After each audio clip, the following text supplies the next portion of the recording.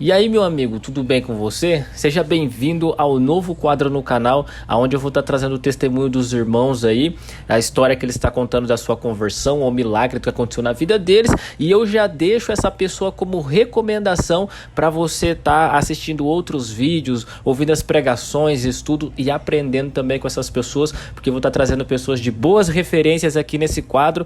Fica de recomendação para você estar aprendendo com eles, beleza? Hoje eu trago para vocês aqui o primeiro vídeo do canal. Ele se chama Teófilo Hayashi, é um pastor e líder aí do movimento Dunamis, que é um movimento que você já deve ter conhecido, ou se não, é aquele movimento que acabou trazendo o Descend 2020 aqui no Brasil. Então o Theo vai estar contando um pouquinho do seu testemunho, e eu já deixo aqui um contraponto aqui, que eu já conheço do testemunho dele, mas eu quero começar pelo dele, porque o Theo é um cara que ensina bastante sobre liderança e o mover do sobrenatural de Deus na sua vida. Se você quer ser um líder e quer agir no sobrenatural, o Theo é um cara para você seguir ele e aprender com ele. Então já quero levar você para o testemunho do Theo e ver esse vídeo rapidinho aí que ele conta para nós um pouco da sua história de conversão e dele estar seguindo Jesus Cristo, beleza? Então já vou dar play no vídeo aqui para nós não ficar perdendo muito tempo. E como sempre, se você gostar desse conteúdo, meu amigo, se inscreve no canal. Vamos lá.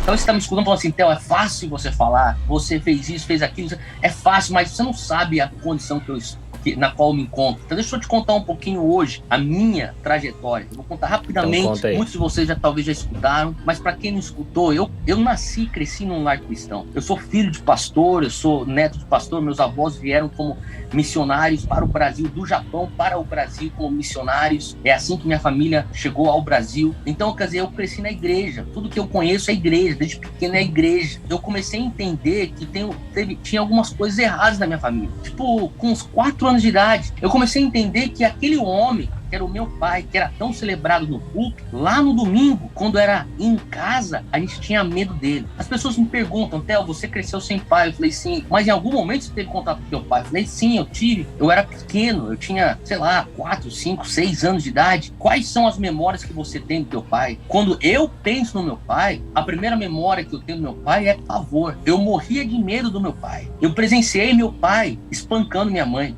Eu presenciei meu pai fazendo totalmente o oposto daquilo que ele pregava no púlpito. Eu presenciei meu pai me levar para um encontro com a amante dele e eu com 4 anos de idade. Eu presenciei isso. Eu comecei a lembrar dessas memórias quando eu fazia a minha cura interior, quando eu estava fazendo minha libertação, quando eu estava chorando diante dos pastores que estavam me ajudando a fazer a minha cura interior. Eu, com 26 anos de idade, eu comecei a voltava as memórias. O Espírito Santo começou a trazer de volta as minhas memórias dos momentos que eu me escondia debaixo da cama em pavor, porque meu pai voltou pra casa e ele tava quebrando tudo lá no outro quarto, que eu não sabia o que era. Eu escutava minha mãe chorando. Eu tenho essas memórias. Eu comecei a entender, Deus, o Senhor tá trazendo isso à tona, porque o Senhor quer limpar isso, porque isso aqui não pode me bloquear. E aos 26 anos de idade eu comecei a entender, porque quando chegou na minha adolescência, eu rejeitava inconscientemente qualquer figura masculina de autoridade. Eu não sabia por quê, que se o professor de geografia fosse um homem, eu quebrava o barraco na escola. Quantas vezes a minha mãe, que ralou tanto para me manter nesse colégio cristão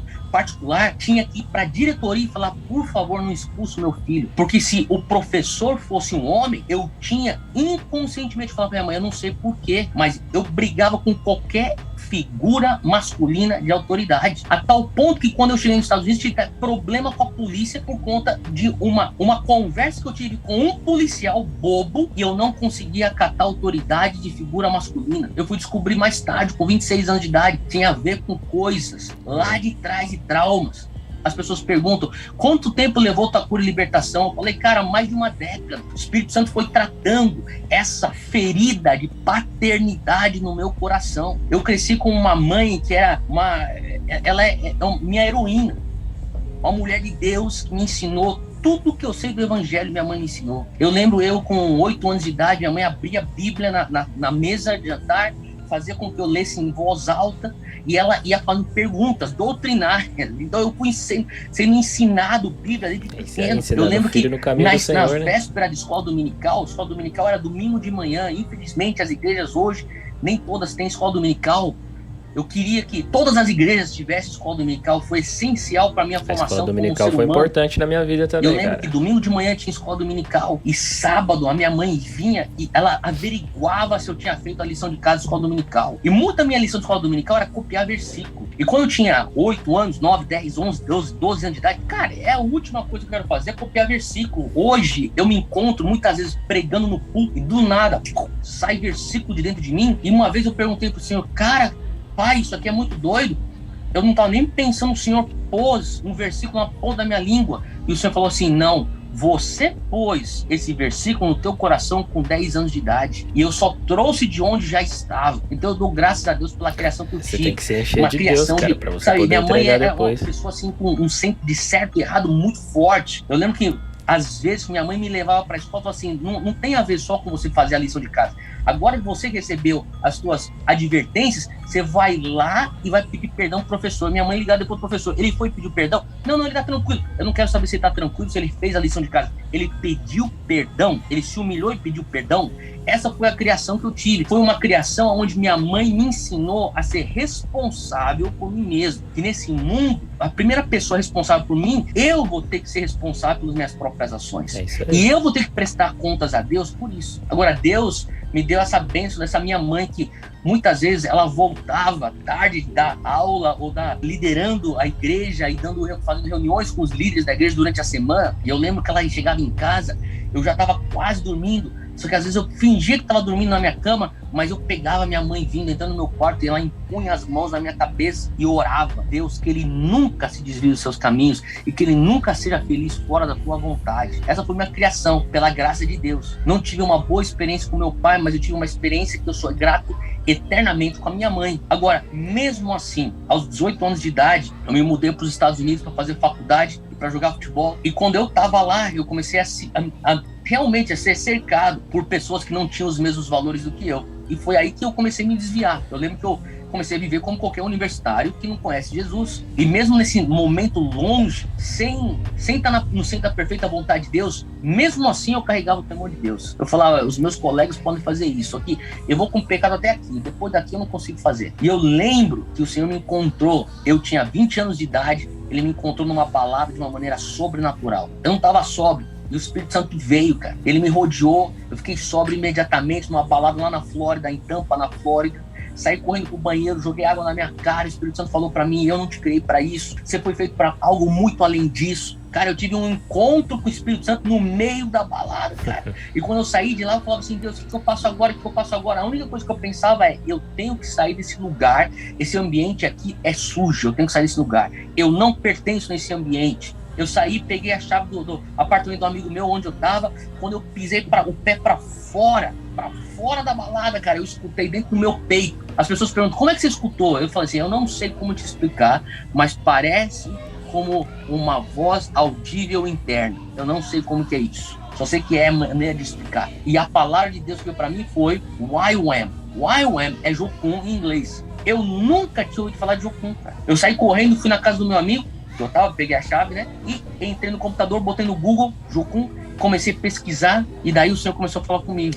Você vai ter que se desfazer dessas amizades. Você vai ter que se desfazer daquele relacionamento que você está envolvido. Você vai ter que se desfazer desse teu estilo de vida. E eu vou te levar para um lugar longe. Ele me trouxe aqui. Eu tinha 20 anos. Muitos anos atrás, ele me trouxe aqui nesse lugar, onde eu tô hoje. E hoje eu dei aula na sala de aula onde eu tive os meus encontros com Deus. Veja como Deus é incrível nisso. E o Senhor começou a me encontrar. E o Senhor começou a falar, eu te chamei para as nações. Eu te chamei para discipular nações. Eu te chamei para você falar para a igreja, mas também falar para o mercado de trabalho. Eu te chamei para você começar a lutar por justiça social. Mas também eu tô te chamando para você lutar por uma igreja que vai estar ativa na sociedade. E eu comecei a falar, uau, é isso. Eu te chamei para avivamento. Eu te chamei para reforma. Eu te chamei para o fluir do Espírito. Eu te chamei para se envolver e se imergir na palavra. Deixa eu fazer um parênteses aqui. Não permita com que você venha a ser rotulável. Ah, você é só um cara pentecostal. Ah, você é um cara só reformado. Ah, você é um cara que é do mercado, você é do business. Ah, você é um cara da igreja. Não, você pode ser tudo. Você pode ser tudo aquilo que Jesus falar que você é. Tudo aquilo que ele pôs dentro de você para você ser. Você seja a pessoa tudo para a glória de Deus. Agredir as linhas dos rótulos. vive uma vida a tal ponto que as pessoas não conseguem te rotular. Pô, mas o cara é dos negócios, mas o cara é da educação, mas o cara é da família, mas o cara é da igreja, mas o cara é artista, mas o cara é pragmático. Pô, mas o cara é da palavra, mas o cara é do fluir do espírito, mas o cara é da igreja, mas da sociedade, mas o... É isso, seja tudo aquilo que Deus te chamou para ser, porque o mundo quer te pôr rótulos para ele poder te controlar. Para falar, você entra só nessa gaveta, você não consegue entrar nessa outra gaveta. O Espírito Santo começou a falar, ó, essas são as promessas que eu tô pondo dentro de você. E eu escutava e parecia que um vinha da lateral direita, outro vinha da lateral esquerda. Eu falava, pô, isso aqui não tem nada a ver, como que duas coisas podem estar aqui dentro do meu coração? E o Senhor começou só a falar, só receba, só receba, só receba. Eu vou desenvolver isso dentro de você. Eu lembro que eu comecei a fazer missões com Jocum, fui enviado para trabalhar nas Filipinas. E nas Filipinas eu trabalhava na universidade, fazendo evangelismo nas universidades lá à noite. E de dia, entregando comida pra molecada de rua, numa quebrada, numa favela lá em Manila. E eu lembro, cara, que eu falava assim, cara, eu me sinto totalmente aqui na favela, entregando sopa e comida para as crianças de rua. E eu me sinto totalmente discutindo fé com um professor universitário lá no campus da Universidade de Filipinas, em Quezon City. E o Senhor falou assim, é isso. Sabe por quê? Porque o servo de Deus, ele tem que ter a flexibilidade de poder sentar debaixo da ponte, comer uma refeição com um mendigo e também entrar no palácio do governo e dividir mesa com o governador. Essa é a flexibilidade de um servo de Deus. Cara, e esse aí é o Theo Hayashi. E se você gostou desse quadro, já se inscreve nesse canal e aguarde, que daqui a pouco eu vou estar voltando com mais vídeos aqui. Então depende de você estar inscrito e você ativar o sininho para já chegar para você e te avisar, para você voltar aqui e nós assistir mais um testemunho para edificar nossa vida, para recarregar nossas baterias da fé, botar mais munição na nossa bolsa para nós pregar esse evangelho maravilhoso para todo mundo. Meus irmãos, fique na paz de Deus aí, espero que você tenha sido abençoado com esse vídeo e lembre-se, faça tudo para a glória de Deus. Falou!